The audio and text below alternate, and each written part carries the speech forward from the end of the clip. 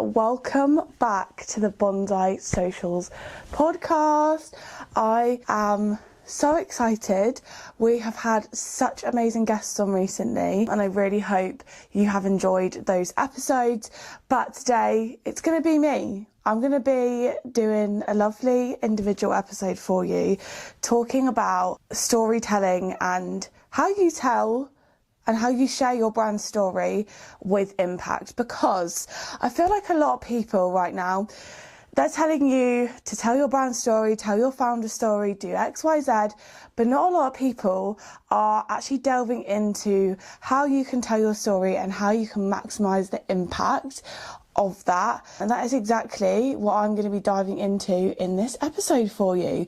So, no messing around here. We're going to get straight into it because I know you've come for this knowledge. Two main things that I really want to cover and I feel like are really important when we're talking about storytelling and maximizing your impact. So one is the techniques on how to turn your mission into a compelling narrative in the first place, because don't get me wrong, you've got a great story and it's amazing and I think you should share it, but there are some things that you need to know when it comes to translating that into a narrative for you, a narrative for your brand, and how to make it super compelling so that people buy into it ultimately. Because I know you've heard this a million times before, but that is the whole point of storytelling.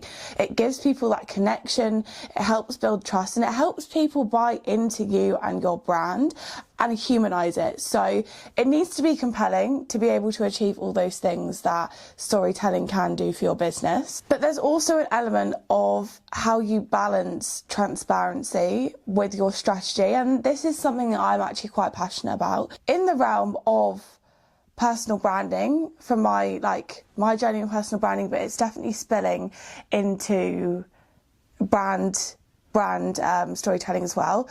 It's this whole piece around sharing your story, but sharing it strategically and still maintaining transparency and authenticity with your audience. I think that's a very interesting topic of conversation that, again, not a lot of people are approaching. A lot of people are telling you to just share your story, just be you. But what they're missing, and a huge reason why a lot of brands are succeeding, a lot of founders are succeeding, is because they are strategically sharing their story. They are getting that balance right between being transparent and authentic, but also being strategic with why they're doing it and what they're posting online. So those are the two main things that I want to cover today, and I feel like are really going to help you go away and really build that compelling brand story and getting loads of impact and really getting your name out there. So first things first, because I feel like, when I've had conversations with business owners before about how to tell their story as a founder and how to tell their brand story, the number one question that I get all the time is what story should I be telling? What stories are relevant? What stories are not relevant? I don't know. I need to tell stories, but how and what stories do I tell? So again, a big part of this comes down to your strategy and your brand mission and your brand values and all of those lovely things. But there are some stories that every business owner, every brand can universally share to help build that trust and build that connection with people. So the first one is your founder story. So this can be anything from how you started your brand, what inspired you. It could be you talking through your life, like how your life led up to the point where you started your brand. Is there any personal reasons why you started your brand? Maybe it was inspired by a family member, or, something happened in your personal life and you felt compelled to create a business to either help people or solve a problem that you went through. That when people say founder story, I feel like it's massively misunderstood, because people are either too quick to say, oh, you should share everything about your life as a founder, or they're too quick to say that you shouldn't be personal and just keep it to business. And I think, to be honest, the perfect mix when it comes to your founder story is be personal, merge your business and your personal life, because I like to think of it this way, right? As a business owner, like, I would firmly say that my business, my life as a business owner, and my personal life, they're not separate. They are very much intertwined. A lot of the time, like, I can't separate them. In terms of that, I just feel like that's what it's like when you're a business owner. Your personal life and your business life, they do merge and they do kind of become one. So, you know, being too personal, being too businessy, it kind of not defeats the point, but I guess what I'm trying to say is, yeah, as a business owner, don't just stick to one lane. Try and merge both. Try and talk about your personal life. And in terms of like personal stories that you could share on that scale, like within your founder story, you know, share about your hobbies and your interests that maybe align, you know, with your business. Share who supported you. You know, was it your parents? Was it your brother? Was it like an amazing family member? Maybe share a personal experience that really shaped how you view business and actually taught you a really important business lesson at the end of the day. So can you see how all of those ideas, they're taking a bit of personal and they're mixing it with business? And I genuinely think that's where founders' stories can thrive, is when you feel like you know a little bit about them as a person and you feel like you're getting a bit of an insight into business, but you're not, you know, it doesn't feel like a founder's oversharing about, you know, their private life or whatever. And then the second bunch of stories that you can tell, category, shall we say, of stories, is your brand story. So how did your brand start? What are your missions? What are your values? I would actually highly encourage as well to share your highs and lows as a brand through your social media marketing. So maybe share like how amazing a launch went for you, or share what you've learned as a brand from maybe a launch not going so well.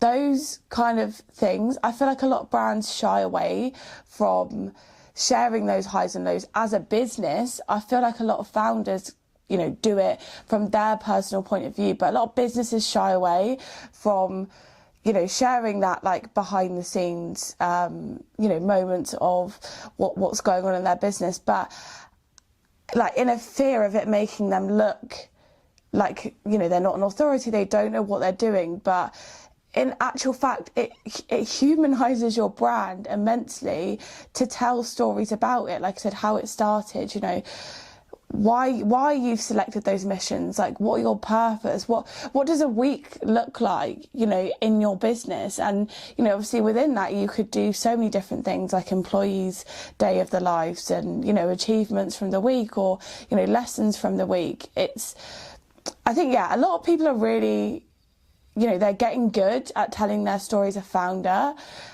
but I feel like there's still a massive gap with brands and storytelling. And I like to think of it in terms of like brands and storytelling. It's all you're kind of doing, and a nice way to put it is you're taking people behind the scenes. Like, you're taking down the curtain, you're telling people all the whys of why you do what you do, why you exist. Like, just think of it like that. And I think storytelling for your brand as a brand will get a lot easier for you. And then the third one is your customer stories. Now, I've never actually seen anyone like say it in this way, but I was just thinking about it the other day and I was like, I really actually quite like the way that sounds, because, you know, a lot of people tell you to do like social proof and, you know, reviews and testimonials, but, you know, and this isn't new in terms of there's been a shift in the way that brands and founders, we communicate our client or customers wins. It's no longer just about posting a testimonial. You know, you need to tell the journey and the story behind it. And that's why I think, like, that's why I came up with the pillar of customer stories. It's all about telling, you know, it's the same principle of, you know, sharing case studies, sharing testimonials, what your customer thought, but like take them on a journey. Like, if you've got a product-based business and, I don't know, you sell hair oil, I was watching, or I've seen loads of stuff about hair syrup on Dragon Den, so that's why that just came to mind. But, you know, say they want to promote their hair oil, instead of just sharing a customer review, try and talk to the customer and find out, you know, if they haven't left it in their review, find out how they were feeling before they started using your hair oil, and then talk a little bit about, you know, maybe the key ingredients or what's in their hair oil that did such a good job for them, and then like share the end feeling, share the end emotions that they're feeling after using your product. So it's about like taking social proof and storyifying it. That is such a made up word, but putting a story behind every kind of piece of proof you're sharing, and really showing that journey and showing that A to B and the process behind it as well. And the last like bucket of stories, I guess pillar of stories that I like to kind of categorize it by, is your authority stories. So as a founder, it's things like, you know, why, you know, what parts of your life make you qualified to start a business in XYZ. So like for me, you know, when I think, like, put it in my example, it would be, why am I qualified to talk about social media and personal branding? Well, I'm qualified to talk about it because, you know, I've had X years experience. I got, you know, I've worked for the NHS, which is the third largest organisation in the world, and I learned how to, you know, deal with social media and manage it at scale. And can you see how, you know, taking a look at your past experiences and picking out some that highlight your authority in your space and telling the story around that, you know, what you learned, did you make any mistakes, like all those kind of things. Can you see how immediately that would add authority to you? Because you're not just sharing it, you know, I could share a piece of content around how to manage social media accounts at scale.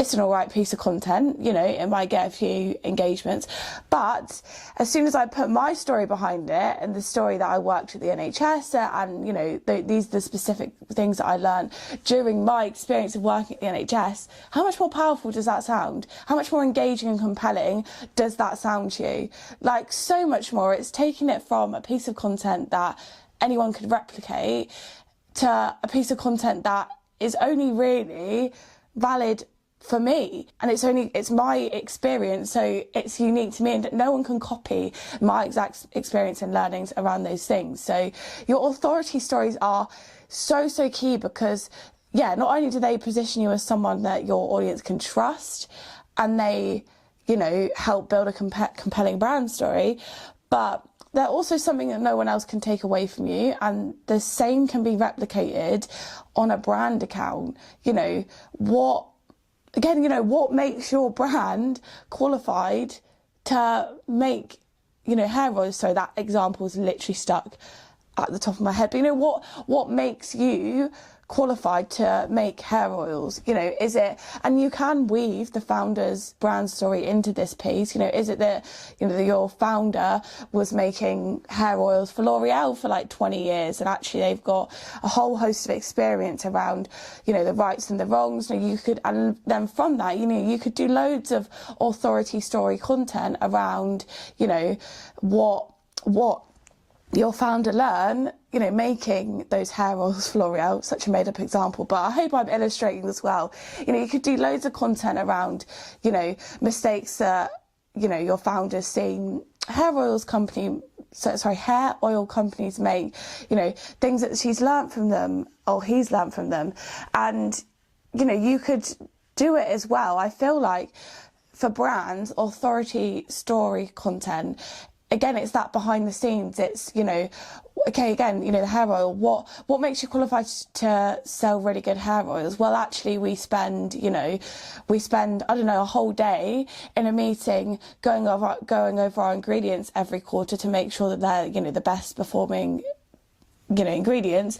And actually the piece of content the storytelling piece of content around that is that, you know, you do a day in the life and you take people behind the scenes of, you know, what you're learning from those meetings around your hair oils. Like, can you just see how, yeah, again, how much more engaging and compelling that's going to be, you know, for someone viewing that content? And that's going to make so much more of an impact than, you know, a carousel that is saying, we use these ingredients. Great, but you know, people want to know, how did you get to that? What's the story behind those ingredients? You know, what's the benefit? How did you get to the point where you chose those ingredients, or you chose that service, or, you know, all those different things? So techniques, more specific techniques to really share your story and create an impact. I'd say that the first main thing is keep to one consistent message. And I'd like you to think about it literally like is it like a coliseum where you've got the top and then the pillars, okay? So that is called a messaging house. And basically what it helps you do is you have one consistent message, and then you have loads of different messages off the bottom of that, which still keep to your core message. The same can be applied for your storytelling, again, for your personal brand and your brand socials. Have your one consistent theme through your story. So again, to illustrate this example for me might be that actually my consistent theme in my story is that my LinkedIn personal brand changed my life. There's loads of mini stories that I can tell off the back of that.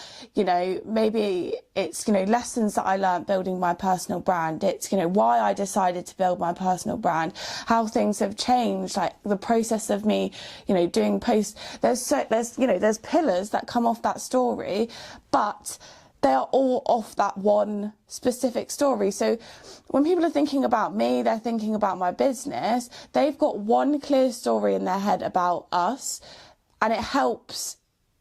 That's more impactful than telling, a million different stories that go off in loads of different breadths. And that was a very simplified version of the story. It could be that maybe a longer version for me would be that actually I started posting about my social media knowledge and my allergies, and through my LinkedIn personal brand it changed my life, and actually my allergies turned into something that was negative to positive. It doesn't have to be a tiny sentence like that, but I guess what I'm trying to say is kind of solidify your story in 2 to 3 sentences, no more than that. And that's your main story. That's the story that everyone is going to start knowing you by, okay? Because that's your one big story. All your other stories, they're gonna come off from. But when you think about it, when you think about brands, when you think about founders, there usually is if someone was to ask you and go, well, what was their story? You can usually summarize their story in, a sentence or two. And like they said, they share the other stories off the back of that, but there is one story that makes it then more memorable and makes their storytelling more impactful. For example, Grace Beverley, her story is that she went to uni and started selling fitness guides, and she now has 3, fitness and productivity related brands. She tells a million different stories off the back of that. But it's the thing with creating impact, I feel with anything you're doing with social media, is to be impactful, you can't say a million different things. If you really want one message to impact people, then you have to stick to one message, one overarching story, or summarize your story, and it will make people remember you so much more. The second thing is make sure that when you're sharing your stories, you are giving people a takeaway. Like I said, a lesson or inspiration, just something from your post. Stories can be insanely valuable, just sharing how-tos and stuff like that. It's definitely not the only way to share value, and I'd actually argue that sometimes your personal stories and experiences are way more valuable than any how to do this list that you could provide someone. Number 3 is share transformations. I'll say it a lot in this episode, but take people through your journey. Tell them where you were, tell them where you are now, relate to them. If they're in that undesirable place that you were, highlight the fact that you've moved on from that place and you're now in a desirable situation, and tell the story of how you got there, why you got there, what you learned, what mistakes you made. The 4th thing is more specific around when you're posting your story. Make sure to use daters, use strong hooks. I'd say with the hooks, make sure that they're between 7 to 10 words, just so they're not really long. Shorter hooks do better. Use numbers, use shocking statements, and I say shocking statements very carefully, because I do think sometimes people use them for the wrong reasons and it comes across in the wrong way. So I just kind of mean, look at your story and pick out out the most shocking part of it. Pick out the part that you know that if you were to read your own story, it would hook you in, right? Pick out the part that, yeah, if you read it, you read that first line, you'd be like, oh my God, I want to find out more. Like, what happened to this person? Where's this story going? Like, create intrigue, create, maybe not controversy, but, you know, just create like a feeling in that first line of like, I need to find out more about this story. I need to know the end of the story.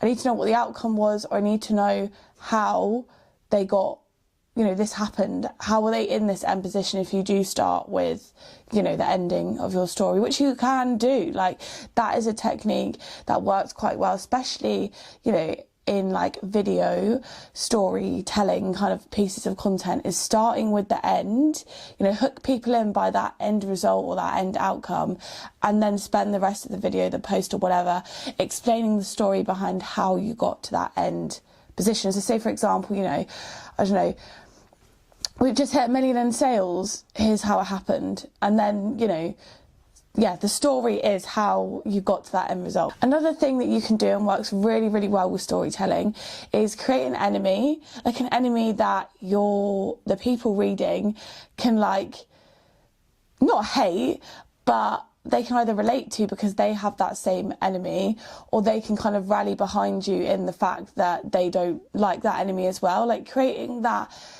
yeah, the enemy can be an extremely, extremely powerful tool in your storytelling. So like, I don't know, say for example, again, going back to the royal business, but, you know, the enemy in the story could actually be, you know, I don't know, the manufacturer who messed up, you know, 10,000 of your orders, and, you know, that's the conflict that you're creating. So just having like that whole piece of your story can be really powerful, yeah, because it creates some conflict and some interest in your story as well. It's not just like, you know, a one person story. You're kind of creating other characters by creating that enemy figure. And so the next thing that I want to really touch on in this episode, which obviously I mentioned at the start, which is this whole piece around transparency and being strategic.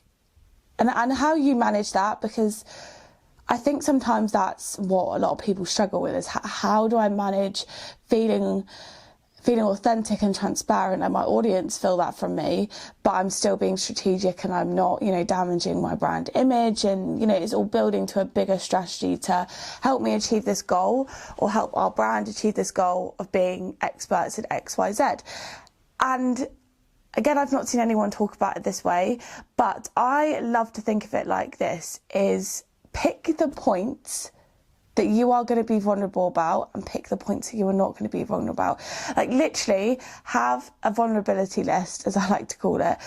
Split it into two, and yeah, just put it down on pen and paper, what things you are going to feel comfortable being vulnerable about, and what things you're not comfortable about being vulnerable about. And equally, what things, you know, what things, if you're vulnerable about them, will damage your brand image or your founder image to help you achieve the goal of being an expert in X, and what things you sharing and being vulnerable about won't. So say, for example, for me, like, my list would look like, you know, the things that I probably, you know, would be vulnerable about is my allergies. That's not going to affect my image of, you know, being a social media manager and personal brand manager and knowing my stuff about social media and personal branding. However, it is going to build that connection to people because they can feel like I'm being vulnerable and authentic. And ultimately, having that list of things that you are and you're not going to be vulnerable about, and thinking about it with,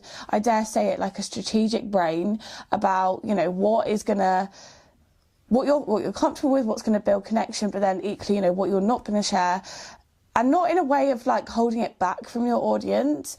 It's just, you know, topics that, like I said, you don't feel comfortable talking about, or topics that won't add to your image of being an expert in whatever you are in. But by doing it that way, you can be an authority in your space, but you can still be transparent, and you can still give off that authentic vibe. You can still build those connections with people. And then the last point that I just want to say about being authentic and strategic as a brand, as a founder, is you don't need to share everything.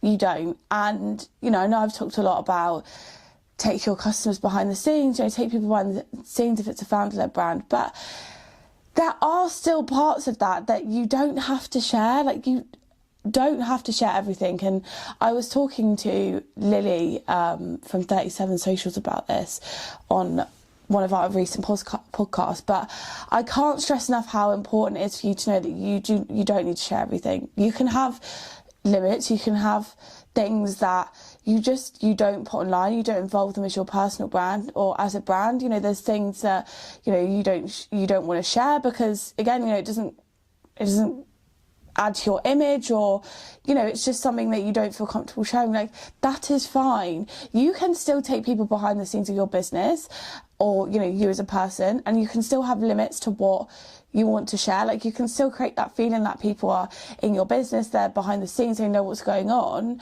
but like, you don't have to share everything. And I guess this is more, you know, I see this more with personal brands, that people feel like the pressure to kind of like, you know, I don't know, share like their deepest, darkest secrets about like family members and, you know, stuff like that. Or, you know, they feel like they have to plaster their partners everywhere, or whatever it is, right? They feel like they have to cross that line and share stuff that feels uncomfortable to them just to get people to like know them and build that connection. But you don't. I have it, and like, for an example for me is like, I choose to not share my partner, not share my boyfriend in my personal brand stuff, really, or obviously my business. He is an amazing supporter of my business and me, and I talk about him in that way, and I will always say that because he supports me in so many ways. But my boundary, and the thing that I will not share about that, is I won't put his face on anything, really, because, you know, for our own reasons, my own reasons, I don't want to. And that doesn't mean that I'm not being personable and authentic and transparent and, you know, I'm trying to hide stuff from someone. It's just like, you're allowed to have your limits, right? You are allowed to have your limits with what you share as a person and what your brand shares.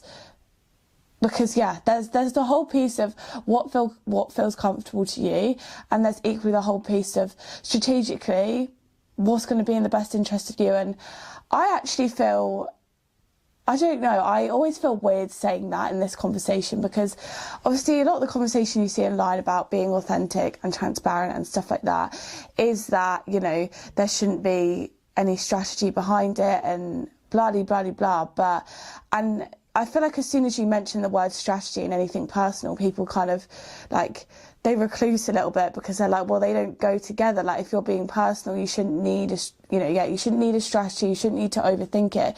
You just need to share. And I would just argue that, yeah, it's just not the case. Like, you can be personal and strategic at the same time, and that is genuinely what I feel like the best businesses and personal brands are built of. That personal energy, but that strategic energy with like what they share. But I have rambled on enough. I really hope you found this useful.